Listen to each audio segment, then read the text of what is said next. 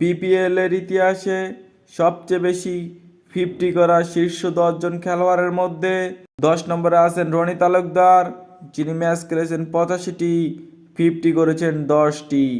9 নম্বরে আছেন দাউদ মালান, যিনি ম্যাচ খেলেছেন 42টি, 50 করেছেন 10টি।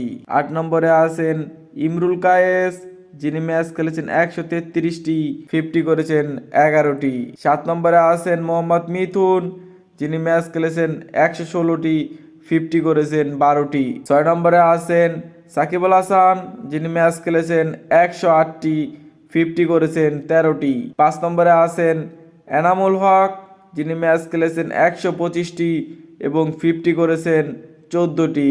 4 নম্বরে আছেন লিটন কুমার দাস, যিনি ম্যাচ খেলেছেন 160টি এবং 50 করেছেন 14টি। 3 নম্বরে আছেন মাহমুদুল্লাহ রিয়াদ, যিনি ম্যাচ খেলেছেন 124টি, 50 করেছেন 15টি।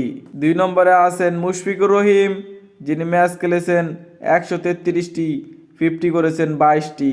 1 নম্বরে আছেন বাংলাদেশের ওপেনার তামিম ইকবাল, যিনি ম্যাচ খেলেছেন 117টি এবং 50 করেছেন 32টি। আপনার দেখা এইখানে কাকে সবচেয়ে বেশি ভালো লেগেছে সেটি আপনি কমেন্টে জানাতে পারেন।